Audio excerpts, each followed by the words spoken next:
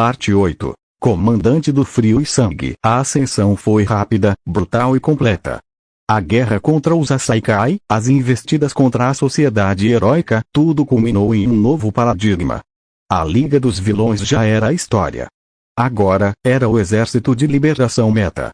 Sob a liderança suprema de Tomura Shigaraki, agora um ser de poder absoluto após a transferência completa de Alforone, seu corpo marcado por cicatrizes e seus olhos queimando com um ódio cósmico, o caos ganhou uma estrutura militar.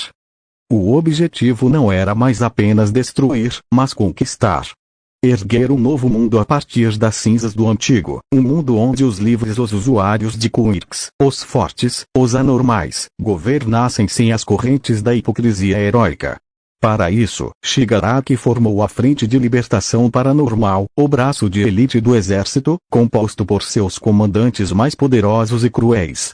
E Jeff Tequiller, agora uma fusão de horror primordial e poder elemental, foi elevado. Ele não era mais apenas um recruta, um artista da morte. Era o comandante gélido, ou, como os sussurros aterrorizados dos soldados rasos o chamavam, o escultor de carmim e gelo. A cerimônia de posse foi realizada nas ruínas de uma antiga catedral, agora quartel-general do exército. Shigaraki, envolto em uma capa negra, estendeu uma mão com dedos finos e pálidos em direção a Jeff. Você, que não nasceu com um Kirk, mas roubou o poder do próprio sangue e conquistou o frio da morte, você entende melhor do que ninguém que a força é a única verdade. A voz de Shigaraki ecoava, amplificada pelo poder. Você comanda a vanguarda silenciosa. Sua missão não é conquistar territórios. É extinguir esperanças. Congelar a resistência no osso. A cada cidade que se recusar a se render, deixe sua assinatura.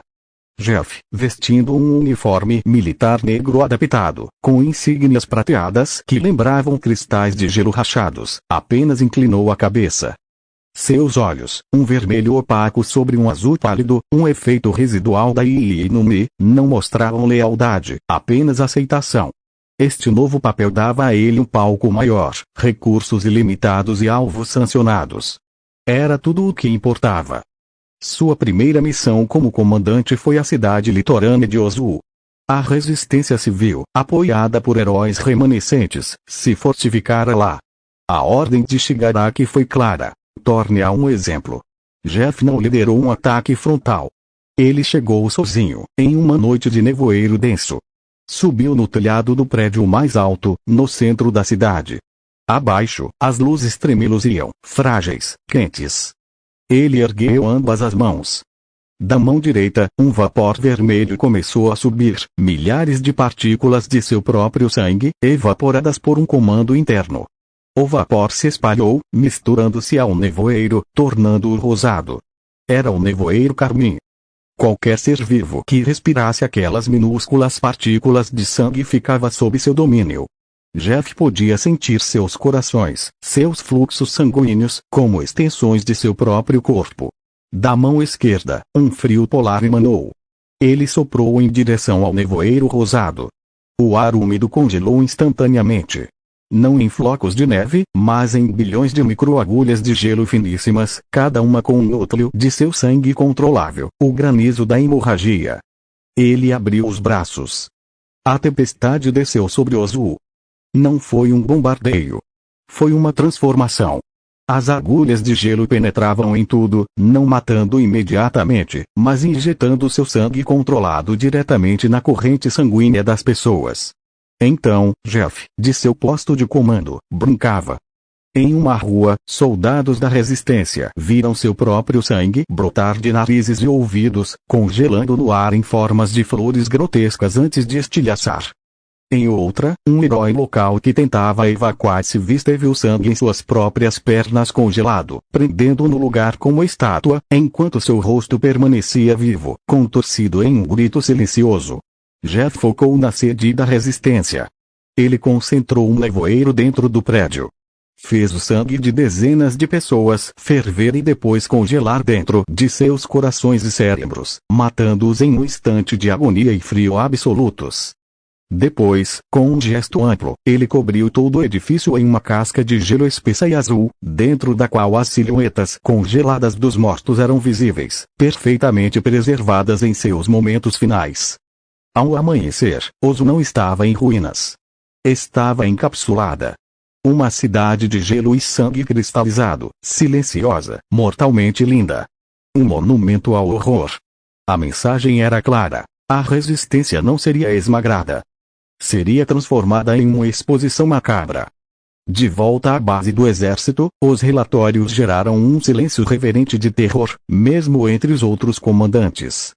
Dabi olhou para Jeff com um novo ceticismo. Seu fogo poderia derreter gelo, mas poderia combater algo que controlava o próprio fluido da vida.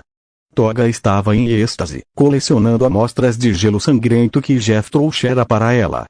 Shigaraki convocou Jeff ao seu salão do trono, uma sala cheia de telas mostrando o caos no país. Ozu se rendeu sem que um único soldado nosso pisasse lá, disse Shigaraki, um sorriso de satisfação retorcido em seu rosto. Sua arte é persuasiva. A Frente de Libertação Paranormal precisa de mais vitórias como essa. Dê-me os alvos, respondeu Jeff, sua voz o duplo eco do vento glacial e do sussurro úmido. Darei a você silêncio. Como comandante, Jeff agora tinha subordinados. Soldados do exército, muitos com quirks relacionados a líquidos do frio, que o veneravam com medo doentio. Ele os treinava não em táticas, mas em terror.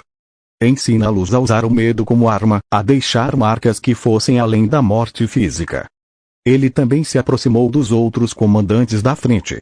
Com Dabi, havia uma rivalidade fria, fogo e gelo, destruição rápida versus negação lenta. Com Jeten, o usuário de gelo original do exército, havia um desprezo mútuo. Jeten via o poder de Jeff como uma aberração impura, não dedicada apenas ao gelo. Jeff via Jeten como um fanático limitado.